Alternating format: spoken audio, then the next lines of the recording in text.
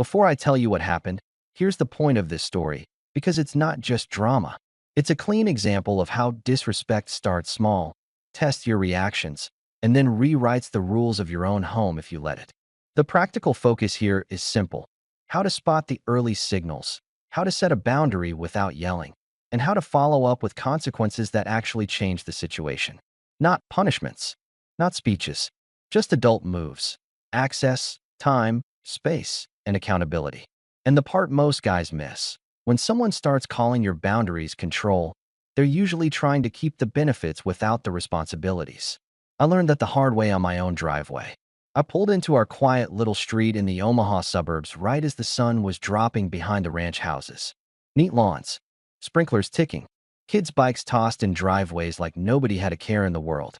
I'd built the swing set in our backyard myself. Pressure-treated wood, concrete footings, the whole deal. It was the kind of neighborhood where people waved, and the biggest drama was whose dog got loose. So when I saw a black premium sedan sitting in my driveway like it belonged there, my brain took a second to catch up. The passenger door popped open, and Lauren practically launched herself out. Not stepped out. Not, thanks for the ride. She moved like she'd touched a hot stove. She came around the hood and headed straight for the front door, fast. Her purse was tucked tight to her chest like a shield. She didn't look at me, didn't say my name, didn't even do the lazy little wave couples do when they're too tired to talk. Just straight past me. "Lauren," I called, more confused than angry. She kept going. Her shoulders were up, tense, like the goal was to get inside before a security camera caught her face. Then the driver's window slid down. Travis, her boss. He leaned out just enough to make sure I saw the grin. Not friendly, not awkward. The kind of grin a guy wears when he's testing a fence to see if it's electrified. "Didn't expect you home so early," he said, like we were buddies. I didn't answer right away. I watched the angle of his body, the way he was still turned toward the passenger seat, like he'd been leaning in. Too close. Close enough that if I'd walked up 10 seconds earlier, I'd have caught a scene nobody would be able to laugh off. I walked over to his window. Calm. Slow. No performance. Just facts. "You were leaning in," I told him. "That wasn't a good night, pal. Lean." "I know what I saw." His smile twitched. He tried to play it smooth. "Come on, man. We're a close team. It's sales. We're all." "Stop." I cut in, holding my hand up like I was stopping traffic. "You don't pull into my driveway again. You don't hover in my wife's space again. Not here. Not at work. You picked the wrong house and the wrong guy to test." His eyes narrowed. The grin slid off his face in slow motion. He gave a little shrug, like I was being dramatic. "You're reading too much into it." "I'm reading exactly into it," I said. "Now leave." For a second, I thought he'd keep pushing. He had that type of confidence, earned by never getting checked. Then he stared at me, jaw tight, and rolled the window up. The car backed out and glided away like nothing happened, like he hadn't just tried to leave his fingerprints on my front yard. I stood there for a beat, listening to the quiet. Sprinklers. A dog barking 2 houses down. Normal life continuing. If I'd known where it was headed, I would have taken a picture of that car in my driveway and framed it as the moment my marriage started bleeding out. Inside, Lauren was in the kitchen with her back to me, pretending to look for something in a drawer. I set my keys down neatly on the counter. Not slammed. Neatly. "You want to explain why you sprinted past me like I was a cop?" I asked. She didn't turn around. I didn't sprint. "You moved like you were late for a flight." She finally faced me, eyes flat. "He dropped me off. That's it. Every Thursday." I asked. Her eyes flicked. Just a flick. That tiny tell people do when the math isn't mathing. "What are you talking about?" "I'm talking about patterns," I said. "I'm talking about you acting like you've been doing this for a while." She let out a slow breath like I was exhausting her. "My car's in the shop. You know that." "I know your car's been in the shop for a week," I replied. "I also know Travis has a car that looks like it costs more than my first house. So yeah, I believe he can give rides." "That's not the question." Lauren crossed her arms. "Then what is the question, Nathan?" "The question is why he's leaning into you in my driveway," I said, "and why you walked past me without a word." She gave a little laugh. Not humor, more like dismissal. "He's friendly. He's like that with everyone." "Not with me," I said. He smiled at me like he was checking if I had teeth. Lauren rolled her eyes. "You're imagining things." I leaned back against the counter, keeping my tone level. "Try again." She stared at me like I was blocking her from somewhere more important. Okay, fine. He talks big. He flirts. That's his thing. It's harmless. Harmless doesn't look like you trying to disappear into the house, I said. Lauren's jaw tightened. I didn't try to disappear. I didn't want a scene. I didn't make a scene, I reminded her. I made a boundary. There's a difference. Her voice sharpened. You embarrassed me. I protected our home, I said. And you still haven't answered why you didn't shut him down. Lauren threw her hands up. Because it's my job, Nathan. Because I'm building something. Because I can't slap my boss in the face every time he says something annoying. I didn't ask for violence, I said dry. I asked for a spine. That landed. Her eyes flashed. You know what? She snapped. You're stuck. You're standing still. I blinked once. There it is. She stepped closer, like she had rehearsed this speech in the car. I'm out there grinding. I'm traveling. I'm taking meetings. I'm next in line for a promotion. And you're teaching the same class, telling the same stories about dead presidents. I smiled a little. Not because it was funny, because it was revealing. So this isn't about a ride, I said. This is about you thinking I don't match your new price tag. Lauren's nostrils flared. I didn't say that. You didn't have to, I replied. You just did the thing where you get caught, and suddenly I'm the problem. Her phone buzzed on the counter. She glanced at it like a lifeline. I'm not doing this, she said, grabbing the phone. I'm tired. I'm not done, I told her. She paused at the hallway. Then be done by yourself. And she walked away like she'd just won. That night, I didn't chase her. I didn't beg for a talk. I sat at the kitchen table and wrote down 3 things: what I saw, what she said, and what I was going to change if it happened again. Because once someone starts treating your marriage like an accessory, you don't fix it with feelings. You fix it with rules.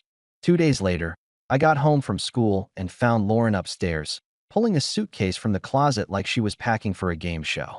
Where are you going? I asked from the doorway. She didn't look up. Work thing. What kind of work thing? I asked. Strategic seminar, she said, like reading a label. How long? 2 days. I stared at the suitcase. You're telling me this now? She kept folding. I didn't know if it was finalized. That's impressive, I said. Because your suitcase seems pretty committed. Lauren finally looked at me. Nathan, don't start. Who's going? I asked. She turned back to the clothes. The team. I waited. She knew I'd wait. She sighed. Travis. A couple other people. I stepped into the room, voice still even. Let me ask you clean. Are you going because you have to, or because he wants you close? Her head snapped up. That is such a gross question. It's a necessary one, I said. He already crossed a line. You defended him. Now you're going on a trip with him. Lauren's eyes got hard. You don't get to dictate my career. I'm not dictating, I said. I'm describing consequences. She scoffed. Oh my God. Lauren, I said, keeping it simple. A trip with a man who already tested boundaries is a risk to our marriage. If you go, you're choosing that situation over us. She zipped the suitcase like punctuation. I'm choosing my career. There it was again. Career, like it was a hall pass. I nodded once. Okay.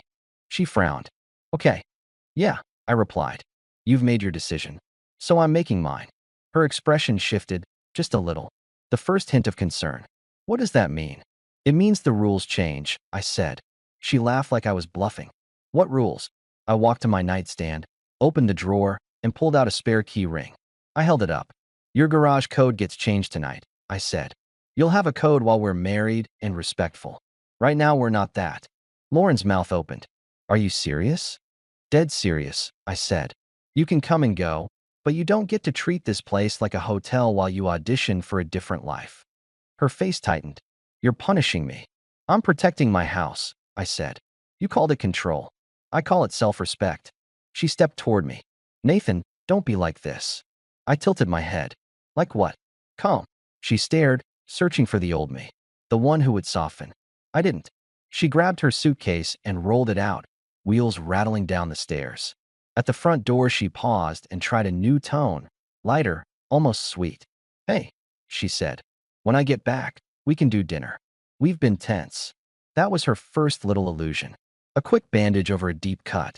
I looked at her, hands in my pockets. Have your seminar. Her smile froze.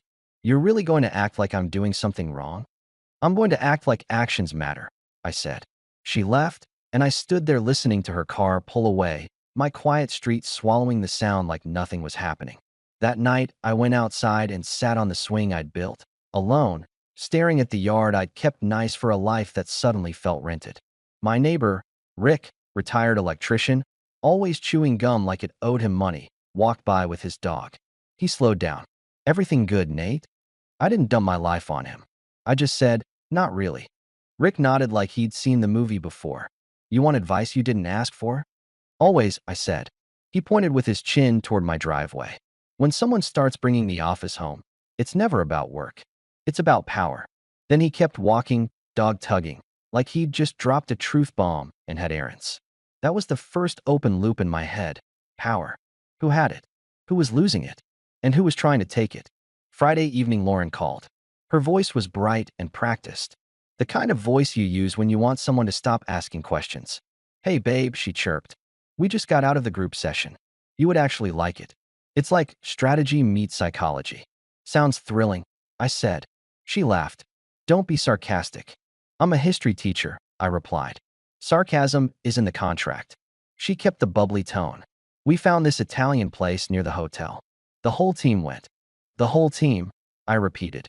"Yeah," she said fast. "It was fun. Normal.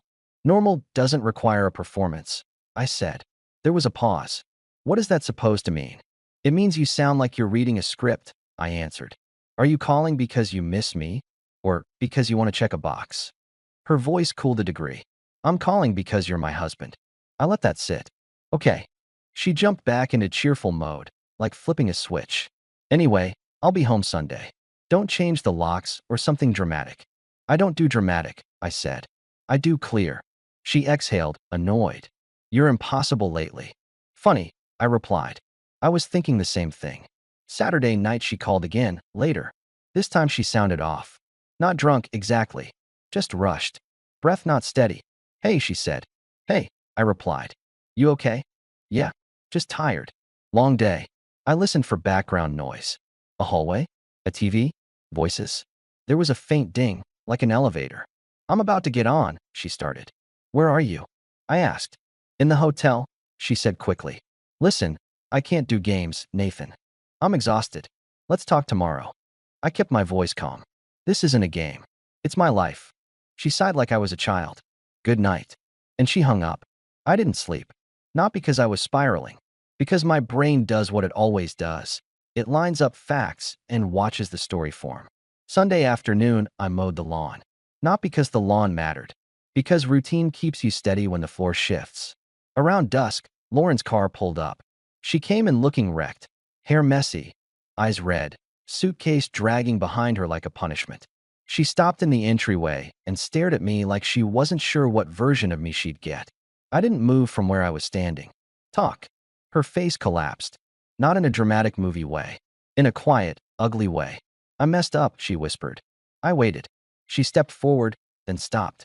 Like my calm was a wall. "It got out of hand," she said. "There was drinking, and I didn't. I didn't want it, but I didn't stop it, and now it's ruined." I nodded slowly. "Did you cross a line with Travis?" She covered her mouth for half a second, then nodded. I didn't explode. I didn't ask for details. I didn't bargain. I just looked at her and said, "I warned you." Tears pooled in her eyes. "Nathan, please." "I'm sorry. I was stupid. I didn't." I lifted a finger. "Stop." She froze. I walked past her to the front door, opened it, and stepped aside. No speech. No drama. Just an open door and a clear direction. Lauren stared at the doorway like it was a cliff. "What are you doing?" I kept my tone flat. "You're not staying here." Her voice cracked. "You're kicking me out." "I'm closing access," I corrected. "You made your choice. Now you live with it." She shook her head fast. "I can fix this. I can quit. I can." "You should have cared about fix before you broke it," I said. "Go." She looked around the house like she expected sympathy to fall from the ceiling. Then she stepped outside, suitcase wobbling over the threshold. Before she could turn back, I reached into the little bowl by the door, where we'd always tossed keys, and slid her house key out of it. I held it up. "That stays," I said. Her eyes widened. "You can't." "I can," I replied. "And I am." Her mouth opened, then shut. She looked past me into the house one last time. "You're really doing this?" she said, voice hollow. I nodded. Yes. She stood on the porch, breathing hard, like she'd just realized the argument wasn't about guilt anymore. It was about permanence. Then she walked down the steps. I closed the door, turned the deadbolt, and stood there for a moment in the quiet. That was the kill turn, not her confession. The fact that she expected the confession to buy her a reset. It didn't.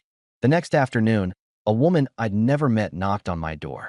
She was polished, calm, hair perfect, outfit sharp without trying too hard. Hi, she said. Nathan. I didn't invite her in. I stepped onto the porch and pulled the door mostly closed behind me. Yes, I said. Who are you? Victoria, she replied. Travis's wife. I let that sink in. She studied my face like she was reading a report. I saw your wife this morning, leaving a hotel room. Travis's room. I didn't react the way she probably expected. I just nodded once. Okay. Victoria tilted her head. You're surprisingly composed. I teach teenagers, I said. It takes a lot to surprise me. A quick smile flickered, then disappeared. Fair. She glanced at my driveway, then back at me. I'm not here to cry. I'm here because I like balance. Balance, I repeated. She leaned in slightly, voice low. You and I could, even the score. Clean. Quiet. No one has to know. I stared at her for a second, then gave a small laugh. Not mean. Just honest. No, I said. Her eyebrows lifted. No. I'm not becoming the same kind of person to feel better for an hour, I replied. I'm rebuilding my life, not borrowing someone else's mess. Victoria watched me like she was deciding whether to respect me or hate me. Then she nodded slowly. You threw her out. Yes, I said. Good. She replied, like a verdict. That's the only language guys like Travis understand. She turned to leave, then paused. He's going to try to intimidate you. I'm not intimidated by men who need audiences, I said. Victoria looked over her shoulder. We'll see. And she walked away, heels clicking down my steps like punctuation again. That night, I went to River Tap. Not to drink my feelings. Just to sit somewhere public, eat something greasy, and let my brain breathe. My buddy Marcus met me there. Fellow teacher, math, always blunt. He slid into the booth and looked at me. You look like you slept in a chair. I slept like a man who's done guessing, I replied. He raised an eyebrow. That bad? It's over, I said. Marcus didn't ask for details. He just nodded once. Okay, what's your next move? Adult ones, I said.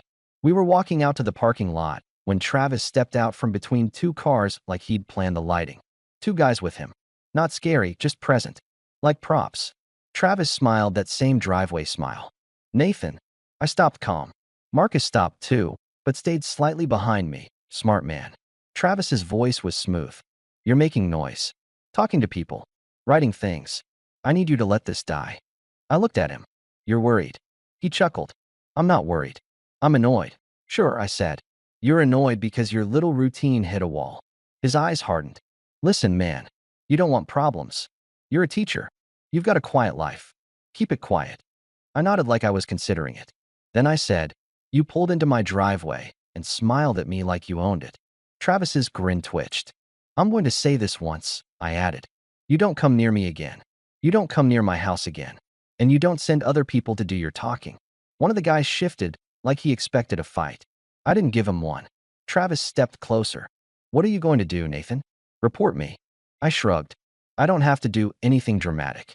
People like you create paper trails all by yourselves. Marcus let out a quiet whistle. He's not wrong. Travis's jaw clenched. This is going to get messy. I leaned in just enough to make the point. It's already messy. You're just finally standing in it. Then I walked past him. Not fast. Not slow. Just done. Behind me, Travis said, louder, you think you're tough? I didn't turn around. I just tossed one line over my shoulder.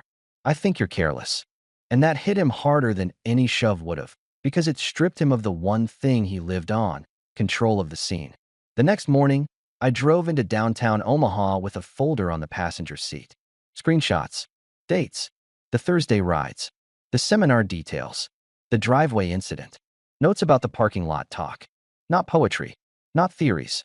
Just a timeline. My lawyer was a no-nonsense woman named Denise who spoke like every word cost money. She flipped through my folder, eyes quick. You're organized. I teach history, I said. My whole job is cause and effect. Denise nodded. We can start the separation process clean. Minimal drama if you keep your communication tight. I'm not here for drama, I replied. I'm here for closure. She slid a form across the desk. Sign here. I signed. Then I took my phone out and pulled up the company's general ethics line. Public info, not some secret hack. I submitted a complaint with the same calm timeline. Supervisor behavior, boundary issues, pressure, travel, and the fact that he showed up at my home. Denise glanced up. You're sure you want to involve their workplace? I'm not involving anything, I said. I'm documenting. If they choose to look away, that's on them. I left her office and sat in my truck for a minute, hands on the steering wheel, breathing normal. No triumph. No emotional high. Just the quiet satisfaction of a man putting his life back under his own management. By Tuesday, Lauren's tone changed. First, it was this soft version. The second illusion. She showed up on my porch with a small paper bag.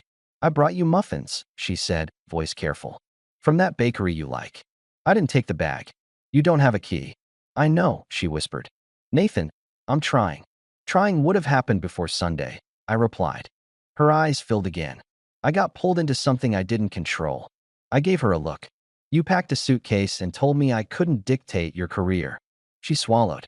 I made a mistake. You made a decision. I corrected. She took a breath, switching tactics. Travis is under review.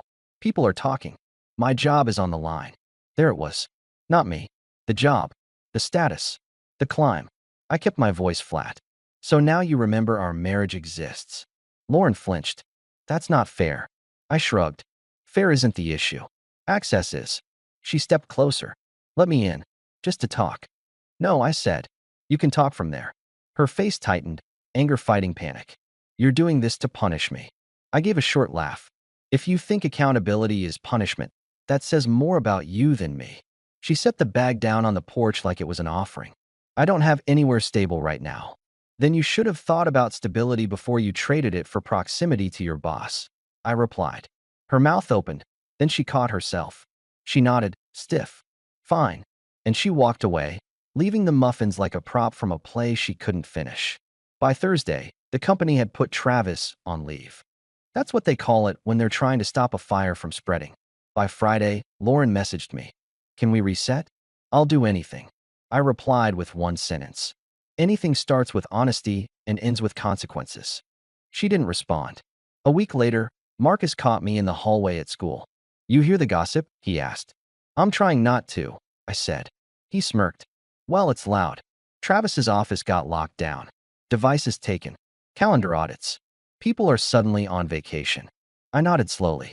Cause and effect. Marcus studied me. You okay? I'm clear, I said. That's better than okay. The last time Lauren tried, she went big, too sweet, too supportive, like she'd read a manual. She called and said, I'm proud of you. You're handling this like a real man. I almost laughed. Almost. What do you want, Lauren? I asked. Silence. Then, softer. I want my life back. I kept my tone calm. No. You want your comfort back. Her voice sharpened. You're enjoying this. I didn't bite. I'm ending this. She tried one last jab. You'll be alone. You know that, right? You'll sit in that house with your little swing set and your little routines and… I cut her off. My routines built a home. Your ambition turned it into a waiting room. She went quiet. I added, we're done. Don't call me again unless it's practical. And I hung up. A month later, the street was quiet again. The yard was still clean. The swing still stood. I still taught history to kids who thought everything was new, even when it wasn't. Lauren moved into a short-term rental across town. Her promotion track evaporated when her name got tied to an investigation she didn't control anymore. Travis disappeared from the company like a bad smell once someone finally opened a window. I didn't celebrate their fall. I just noted the pattern. People who treat rules like suggestions usually get surprised when rules show up with receipts. As for me, life got better because it got simpler. I started going to the gym in the mornings, not to prove anything, just because I liked the feeling of discipline stacking up. I spent weekends with Rick sometimes, helping him fix things around his place, learning skills I'd ignored while I was busy trying to be supportive. And eventually, I met someone named Elise at a fundraiser for the school. She was calm, direct, the kind of woman who didn't need to win every room she walked into. On our first coffee, she said, So what do you do when someone crosses a line? I smiled. I don't argue with lines. I enforce them. She nodded like she understood the language. That's the thing people don't tell you. Walking away from disrespect doesn't shrink your world. It clears it. And for the first time in a long time, my house didn't feel like a place I had to defend. It felt like mine. Here's what I took from it, and what I'd tell any man sitting across from me at a bar with that tired look in his eyes. First, the earliest signal matters. Lauren didn't start with some giant disaster. She started with secrecy, speed, and that dead-eyed attitude that says, "Don't ask." The driveway wasn't the problem. The way she moved through it was. If you ignore that first signal, you teach people they can bring disrespect right onto your property. Second, boundaries without consequences are just speeches. I didn't yell. I didn't threaten. I changed access. I changed rules. I stopped negotiating my own home. When she chose the trip after I spelled out the risk, I didn't beg her to reconsider. I let her choice stand, and I made mine. That's what most guys get wrong. They keep trying to persuade someone who's already decided. Third, don't trade your character for balance. Victoria offered me a quick, dirty way to feel better. I said no because I wasn't trying to win a moment. I was trying to win my life back. The mistake would have been chasing emotional relief instead of building a clean exit. And one more thing. When someone starts calling your standards control, it's usually because your standards are blocking their plan. The answer isn't more discussion. The answer is calm action. Respect isn't a mood. It's a requirement. And the moment it disappears, comfort becomes expensive.